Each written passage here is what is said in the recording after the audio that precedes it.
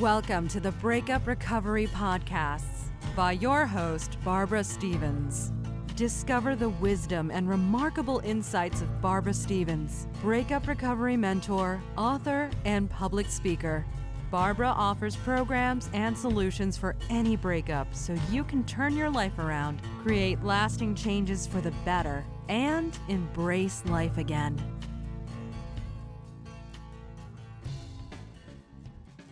Welcome to Breakup Recovery Podcast. Thank you for joining me. I'm Barbara Stevens, and Breakup Recovery is a podcast helping you recover from your breakup. In this week's episode, I welcome Martha Bodyfelt, and Martha is going to give you some tips and ideas on how to have an amazing holiday season by yourself. And as the holiday season is fast approaching, I know that some people that have just been through a breakup, separation, or a divorce are dreading this time of the year. So welcome, Martha. Yes, hi. Thank you so much for having me. I'm happy to be here, and hello, everybody. So Martha, let's start maybe with your own breakup story. Can you tell me a bit about that? Sure. I mean, it seems so long ago. I had been married, and this was, I think, the marriage started to kind of be shaky at the end of 2009. So we were going through 2010, my husband at the time and I, just trying to pretend like nothing was wrong. And then kind of when the bow started to break, it was around the holiday season. So it was at the end of November, beginning of December. And we had that talk, that conversation, which was, we can't do this anymore. I think it would be better if we both separated. So we had both agreed upon that. But the hardest part was he was not moving out of the apartment until the end of December. And so we had decided, we're going to be civil, we're going to be kind. Dang it, we're going to try to do Christmas. It's going to be different, but we're going to try to do it as a couple anyway.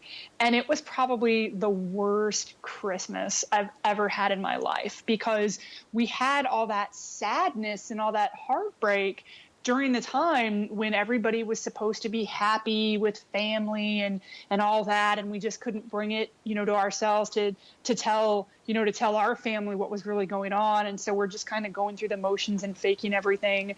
And it was just a really hard time. And for a couple of Christmases after that, I basically just stayed in the apartment and just wanted to do things myself because I was so triggered by those memories. And, the time heals all wounds. And so it took some work, but even starting, a couple years after that, I really started to looking forward to the holidays as a single person and was able to put kind of that pain of that breakup and that pain of the end of the marriage behind me. So we'll talk just a little bit later on about some tips and ideas to get through that holiday period. But what things did you put in place so that you didn't move on after your divorce?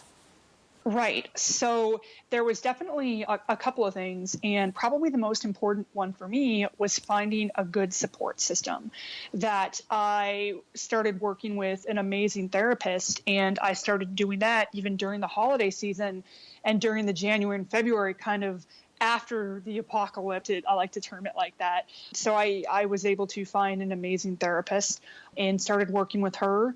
I finally told my friends, because I was just kind of holding all of this inside me, trying to project the image of a perfect marriage and being, the perfect wife. And so when I finally started to be honest with myself and, became vulnerable and started telling my friends and, telling my coworkers and then breaking it to my family, just getting all of it out and not bottling it up inside really started with the healing, and then starting to do things that I wanted to do that I felt like I really couldn't do or I didn't really have time to when I was in the marriage, such as kind of starting to, travel to the places that I wanted to go by myself, trying to kind of create new holiday traditions by myself.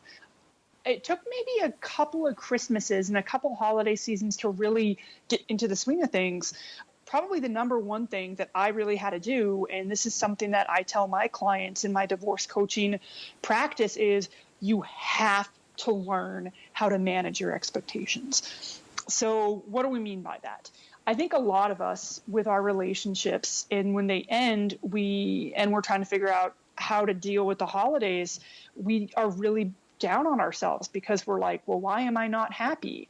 Why can't I have this togetherness? Why can't my holiday be perfect? Why can't I have the perfect meal? Why can't I have the perfect XYZ? And so if you're able to take a step back and say, you know what, maybe things are just going to be a little bit more subdued for a while. And that's okay. Instead of trying to make my home look like an episode of Martha Stewart Living, or make it look like, it's from Pinterest or Food Network or, the Great British Bake Off or something, amazing like that, why don't I just do something and have things that are just kind of simple that I love? And if you expect that, it's just going to be small and simple, then you're not going to be disappointed, and you're not bringing all these expectations up and then feeling bad after it. So I would think that that's kind of what I preach is the number one thing is during the holidays, when you're trying to figure out how to do this by yourself and still have a good time, is manage your expectations. You don't have to give into all the Christmas pressure and any of that. This is for you, and you can celebrate it how you want. The second thing that's very important that I like to tell people is you have to be very, very careful of your selective memory. Now, during the holidays and any time when we're trying to recover or we're mourning a breakup or a divorce, our mind tends to do this thing where it only kind of cherry picks all the good things. Like, oh, well, I remember that amazing Christmas when, my partner just swept me off my feet and everything was amazing. And then when we're hurting and then we're trying to recover from the breakup, that's what our mind tells us. But we forget kind of the rest of the story. We forget that maybe that was the same weekend where our partner had too much to drink, and maybe you got in a screaming match with your partner. And so I say that with kindness, that we like to think that our memories were all these amazing things, and we like to paint the picture of when we were with our partner, everything was great, but it wasn't. And you need to be honest with yourself. And when you can remind yourself of that during the holidays, then you're not comparing yourself and this current single state in your life to this ideal that never really existed in the first place. So that's the second thing I like to tell people. So we've got manage your expectations and be careful of selective memories. And probably the third one, and there's so much combined with this third one, but it's just what I'm so excited to share with people, is you need to learn to put yourself first for a change. Now is the time when you're single and when you're recovering from a breakup during the holidays is to do what you want. Forget the expectations, forget the parents saying, well, we've always done it this way. Oh, well, this is how we've always done it. This is why, even if a tradition that you hate and makes you miserable, now is the time to create your own traditions. Now is the time to do the things that you really like. And now is the time to take care of yourself. And something when I was recovering from my divorce in those Christmases afterwards when I was single, something that I really liked to do was, so I live in Washington, D.C., the capital here in the States, and every Christmas around midnight when the city was emptied out and all the unhappy couples were still pretending like they had a great marriage, what I liked to do was I would take my car to this area in the city called the National Mall, and it was just dead empty. And I would get out and I would walk around and see the giant Christmas tree and look at all of the national monuments by myself. I was freezing because it's winter here, but that's a tradition that I grew to love, and that's not something that I ever did when I had a partner. And that's something that I definitely look forward to every year, and it's mine, and I love it. So, your listeners out there, if you're by yourself this holiday season, think of it actually as an opportunity. It's all about your outlook. It's not, oh, I'm going to be so sad because I'm not with my partner. Yes, it is a fact that your partner is not there, but how you choose to look at it is what's going to make all the difference. Instead of seeing this as a sad and traumatic time, you are now actually given this gift of finding out what you want to do and how you want to celebrate it, which could just open this whole other thing of traditions for you for the rest of your life. Yes, and it is important when you are single to put yourself first and to do some of the things that you want to do. Absolutely. And I think sometimes, and I know I was certainly, guilty of this in some prior relationships, is we tend to think about ourselves as a unit. Oh, what's good for the unit? What's good for my partner? Oh, let's do XYZ because what's good for us. And that's great if you want to do that with your partner, but you have to be very, very careful to not lose yourself in that relationship and not to lose your identity. You're still you, and you still have the right for your own likes and dislikes and to treat yourself and spoil yourself sometimes. And so you need to hold on to that. And a lot of times when we get out of a relationship, we don't remember to do that. We don't remember how to do that. And so now this is a time that you can give yourself that gift of putting yourself first and finding your own kind of interests. And you know what, Barbara, like those things don't have to be expensive. You know, a lot of times when people talk about self-care, we automatically think, oh, I quit my job and I'm going to go spend 3 months in Bali. Now, if you can do that, that's awesome. And let me come with you. I have my passport right here. But it doesn't have to be crazy and expensive. It can be something as simple as establishing boundaries, saying, you know, if your mom's being nosy or whatever, if coworkers are being nosy, saying, you know what, I'm not comfortable talking about that right now. Or, you know what, let's change the subject. That's self-care right there. It can be something as simple as saying no to something that you don't want to do. If, you know, you're invited to that friend's awful potluck that you absolutely hate, sorry, my friend, I'm not going to name you, but that awful potluck that it's just terrible food and you're sick and tired of always having to bring, you know, the pecan pie, it's okay for you to say, you know what, I have other plans. I can't come to your holiday, you know, potluck this year. So sorry. And then obviously the other things too is give yourself the opportunity to watch a movie that you haven't seen yet. Treat yourself to an extra, you know, long bubble bath or book that massage you've been meaning to do. So you can do all these little tiny little self-care things. And if you make a habit of that, you're going to find yourself feeling better and you're going to find yourself able to move and heal and move on faster to this next awesome part of your life as a single person. And I guess getting back to that selected memories, you know how you said that often you can think of all the good things that happen. During the holiday time, when it is brought back into your life that you are single, because holidays are about families and couples and celebrating with other people, some people can fall into that trap of thinking of all the bad things that did happen in their marriage and then get into that cycle of negativity. Sure. No, you're right. So it's definitely a balance, and there's quite a few kind of traps where, you know, that can happen. And so on that, it's kind of like in life, we need to have a balance with everything. And that is no different during the holidays. And so, you know, that does happen that, you know, you want to lock yourself in your house and you're just thinking about all the bad things that happen. And I understand that because, you know, there's a lot of folks who had very traumatic memories that all kind of blew up during the holidays. And so if you're finding that the holidays are triggering stuff for you and those triggers are making it very difficult for you, you know, to even function, and it's just kind of like making you stuck, I would highly encourage to get, you know, to talk to, you know, a mental or a behavioral health specialist to help you work through that. So that's definitely something that you can do if you're having trouble struggling with that. I know at least here, you know, in the States where I live, and I don't know, I'm assuming it would be the same, you know, in Australia, you know, there are plenty of kind of divorce support groups and single support groups that where you have folks just like you who are there, you know, that you can lean on to help you with some of that stuff. And then also you can it takes a lot of self-discipline. It takes a lot, but something you can do as well is work through some of that stuff yourself. Obviously that is not professional help, but something that you can do and train yourself to do is every time you feel triggered by a nasty memory, acknowledge it, that what happened was a fact, but how you choose to process it is what's going to kind of designate your outlook. So, you know, something for me as an example, well, this isn't my example, but it's a family example. I know my mother, her father died during a Christmas dance and he was buried on Christmas Eve. And I know for her, the holidays have just always been very, very sad.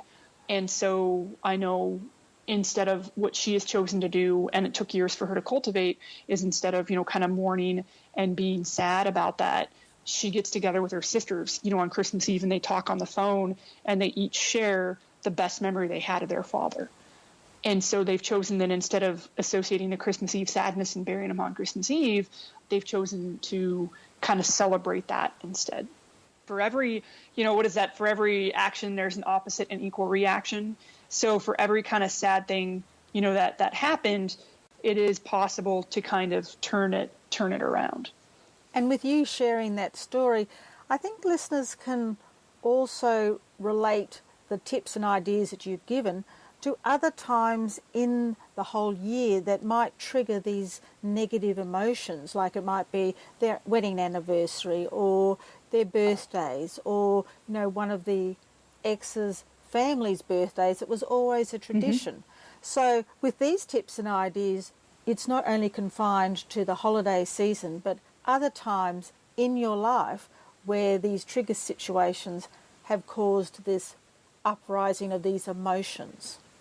Absolutely. No. And I'm really glad that you bring that up, because I think that that's something that we all deal with. Speaking from my own experience, for a few years after the divorce, July 22nd was always a very hard day for me, because that was the day of my wedding anniversary. And, little by little, what I decided to do, instead of kind of feeling bad about that and mourning that, was you can take something else from that day. What was something that you really liked about that day? And how can you incorporate what you liked about that day when that day comes up every year? So instead of, mourning the fact that I was no longer married, something that I remember I had a great memory of was my family. It was a very small wedding. I was in the Army at the time, and so we didn't have a lot of time. It was very low key. But what we did after we got married on the beach was we went to this amazing Greek restaurant and just had an amazing time. So for a couple of July 22nds, after the divorce, I would go and either cook myself an amazing Greek meal or, go to a Greek restaurant. So for me, July 22nd is no longer mourning the anniversary of a marriage that I no longer have, but it's, hey, that's a day I get to eat amazing Greek food. That's a great idea. Yeah. I mean, and one of my girlfriends had a really sad, really terrible divorce. The husband, abandoned her, and she had said what she'd wanted to do during her anniversary. She had said, well, I want to burn all those wedding pictures, and that's what I want to celebrate. And I had said, well, how's that really going to make you feel? And then so she came back a day or two later, and she's like, actually, you know what? I am going to celebrate every anniversary now. And I said, well, what's that? She said, I'm going to celebrate the closeness with my mother, because that I remember her being so happy that day right before she went in for like chemo treatment. And so for her wedding anniversary is now, it's almost like a second Mother's Day to her now. And that's how she's chosen to, kind of process that. So, I would invite your listeners, and it's to don't think of that day, it's a birthday or an anniversary or something like that, or, any of those. You don't need to think about it, kind of a sad context, but there's at least a handful of all these kind of peripheral things that were going on that day. And one of those things can really kind of make you feel good, and you can pinpoint that and choose to celebrate that. So you're kind of replacing it, redirecting. You're redirecting that energy. If people want to find out more about what you do, Martha, or connect with you, where can they find this information? Well, thank you for asking. So to Barbara's readers, I have a blog, and it is called Surviving Your Split. So if you just go to survivingyoursplit.com, you can find all the information about what I do as a divorce blogger as well as a divorce coach. And I kind of have an incentive welcome gift. If you guys sign up for my newsletter, what you get as a free gift is kind of your ultimate divorce goddess recovery guide. And in that guide, it's completely free. It's going to kind of teach you how to break away from the drama, how to, if you're feeling crazy, how to better organize your thoughts, and how to look ahead. And so if you guys want to go to Surviving Your Split and sign up for that, I would love to have you as a member of the community and to receive free updates on the newsletter. And we talk about a lot on Surviving Your Split. So any of those blog posts, you can type in an emotion in the search bar, and I guarantee you there's going to be a blog post addressing that and simple steps that you can use yourself to get over any of those negative feelings you have. And although it is more directed towards people going through divorce, all of that content and the things in the blog are completely applicable for any kind of breakup. Thank you, Martha. I'll put the link to your blog in the show notes. Thank you for coming on Breakup Recovery Podcast and sharing your tips and ideas and about surviving the holiday season by yourself, and we talked about expectations, selected memories, and putting yourself first. I think they're all great tips and ideas that people can put in place, or at least give a thought about as they're trying to get through the holiday season after their breakup. Absolutely. And thank you so much for having me. And to everybody out there who's listening, I hope you have the merriest of Christmas or any other holiday that you celebrate during this time of year. Happy New Year, and I'll see you guys in 2018. I hope you enjoyed listening to this episode number 112, How to Survive the Holiday Season as a Single Person with Martha Bodyfelt. Martha shared some practical tips and ideas that you can implement into your life so that not only in the holiday season, but any time that you are having these feelings of sadness, despair and anguish, be it an anniversary, a birthday, or an occasion like that, you can put some of these tips in place that you can feel more in control and happier. If you think the information shared in this podcast could help someone you know, I hope you will tell them about breakup recovery and share it with them so that they too can get some ideas, strategies and tips to help them through their own breakup. They can download it in Apple Podcast, Stitcher, iHeartRadio and my website. We are fast approaching the end of 2017 and I'm going to be taking a hiatus for a few months. So this is my last episode for 2017. As you can guess by my accent that I live in Australia and our summer has just started. This is the time of year that we go on vacation, spend time with our families, and that is what I want to do. So I've decided to take a break and I will resume the podcasts in late February 2018. I've been doing Breakup Recovery podcasts for 2 years now without a break, and there are so many episodes for you to choose to listen to, which I hope you do. So I'd like to wish you all a Merry Christmas and a Happy New Year, and I'll see you in 2018. And the last thing I'd like to say is, be gentle on yourself. You deserve happiness. If you would like to hear previous Breakup Recovery podcasts, visit barbarastevens.com.au. Connect with Barbara Stevens on social media with Barbara Stevens Breakup Recovery Mentor on Facebook and at You'll Be Okay on Twitter. Read further blogs, view webinar replays, and download your free ebook, 3 Easy Steps to Surviving Your Breakup, and much more at barbarastevens.com.au.